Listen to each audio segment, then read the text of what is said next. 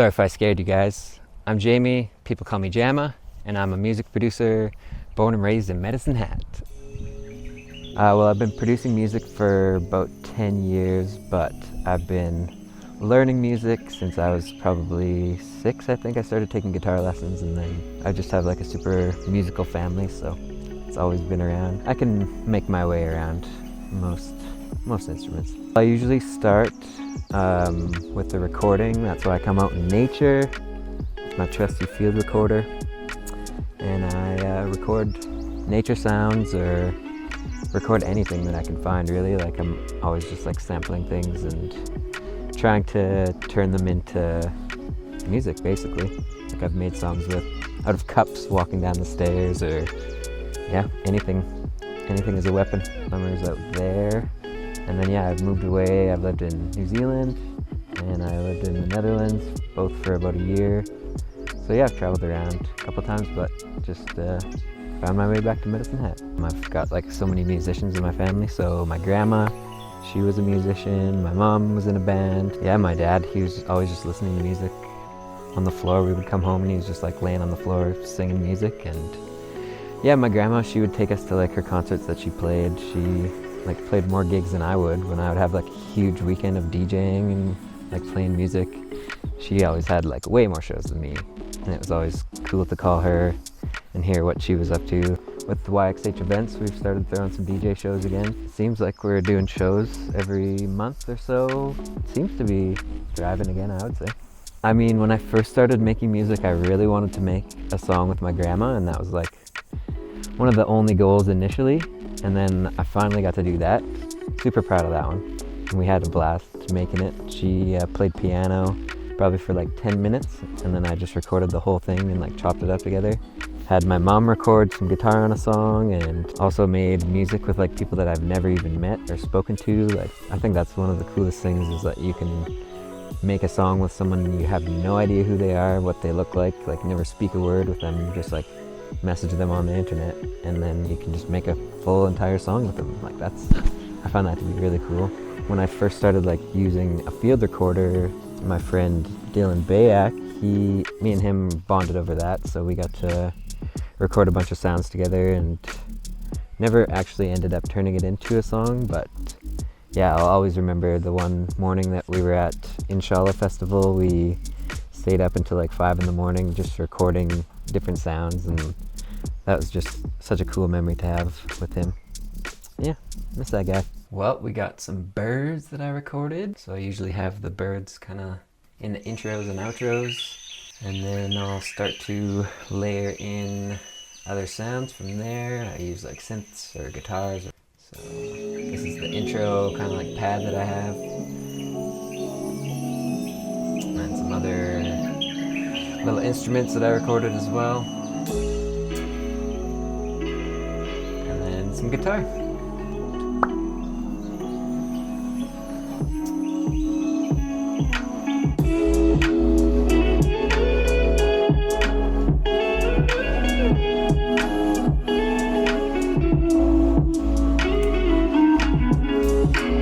So yeah, that's that for now, and then I basically just add layers until I'm happy with the section, and then kind of move on to the next, and then I try to have like a build up and a little drop. Really, there's no rules, just cruising around, having little wiggles here and there. My name is Josie Saddleback. My Cree name is Wapamusquasqueo. It means white bear woman in Cree.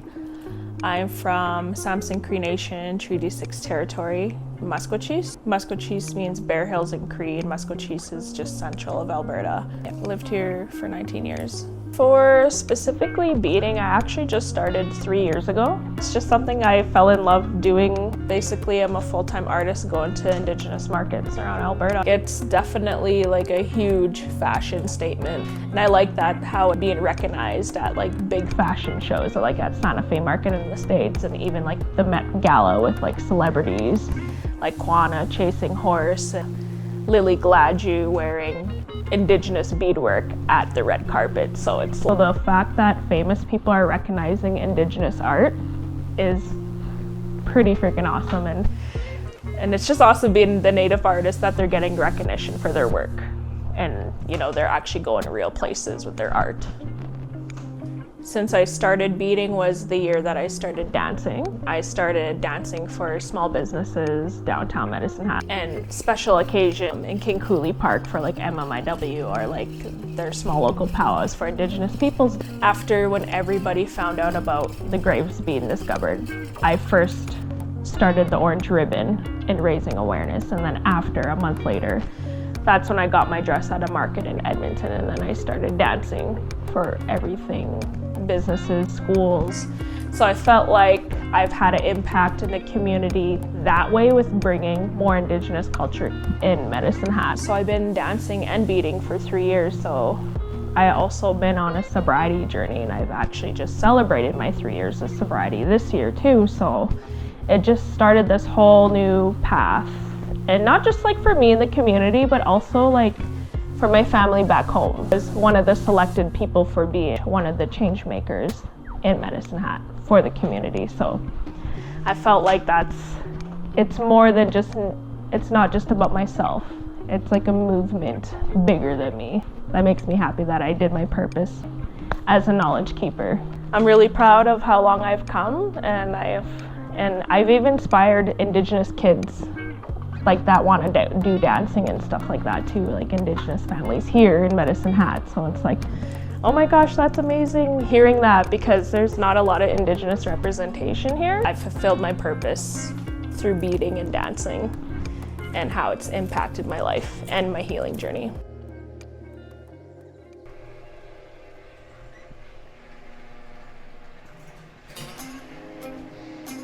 Hey, what's up guys? My name is Jeff Goring. I go by Sons1, and I'm the main organizer of Medicine Hat Mural Fest. We've been doing the Mural Fest for about 6 years now. I'm originally born and raised from just east of Toronto in Pickering, and moved out here 6 years ago. When I moved in from Toronto about 6 years ago, just because I found I'm a creative person, I need to paint. You know, even my wife understood that. She's like, oh, you gotta go do something. Will Oscom is the only, at that time, kind of other graffiti writer in town. With Medicine Hat being a train community, you see a lot of graffiti. When I see the train goes by, you can be like, oh, okay, this has been in LA, this has been in Mexico, this has been in Toronto, Vancouver. You can tell just by the names, you just get to know who's who. So it was cool. So the way we kind of started Medicine Hat Mural Fest was pop-up parks. First wall we did was the side of the tunnel. We had myself, Phasm Creative, he's from Modesto, California, and then Will Osc, the one on the side of the tunnel, it just says Medicine Hat. Phasm did the meadow lark, and then Will did the bottom silhouette there in the background. So we all worked together, and that was the first mural festival. Cost us the cost of 15 cans of paint. If we're bringing in artists from Toronto, California, Vancouver, wherever, I want to use a local artist. So that local artist can learn as much as you can off some of the artists we have. Medicine Hat Mural Fest, it's all volunteer for me. One year I did make $200, but it's all volunteer, it's all local businesses supporting.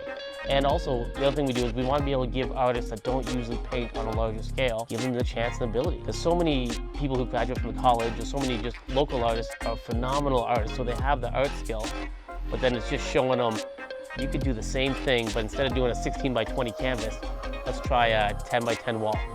And it's just showing them little tricks and little tips that we've kind of learned along the way of doing it, and giving them the chance. And we want to be able to inspire younger people too, to be kind of get that, oh, well, maybe I can do that, you know? And so that's one of the things we try to do. We want to be able to beautify our downtown, give younger artists and local artists a chance to figure out, oh, this is how you do this, and a space to do it, and then cover all the costs and stuff for it as well, and pay them whatever we have left over type of thing. And then also it's showcasing some of these international artists in our city, which has been cool. We try to focus most of our murals downtown, and eventually we'll have to spread out type thing or update some of them. For the Mural Fest, we always try to focus on things that either something that's been vandalized or something that's been that's just trashed already or already has a coat of primer on it. We've flown in, artist would have to be Phasm Creative, and he's a gentleman who's originally from Modesto, California, and he's come in and he did the tiger. He did the tiger beside Tim Hortons there. And it's just, once again, it's one of those walls where before you never see it at all. He did a giant tiger, which just looks phenomenal. When he starts, you're kind of looking at it, you're like,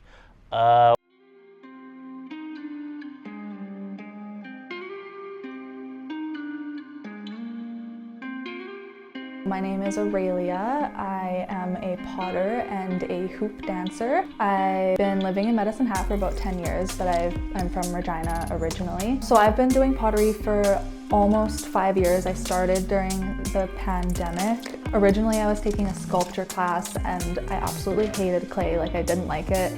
And then my teacher lent me a wheel to borrow during the pandemic, and so every day I just spent hours and hours making really shitty pots. And then I just sort of got into it that way. And then I joined the Potters Club at the Cultural Center. There's some really great ladies there who've been doing it for like 20 plus years, so just by being around them I was able to like pick up some skills. I graduated from school about 2 years ago, and then after school I took an entrepreneurial development course, and that's how I got into teaching.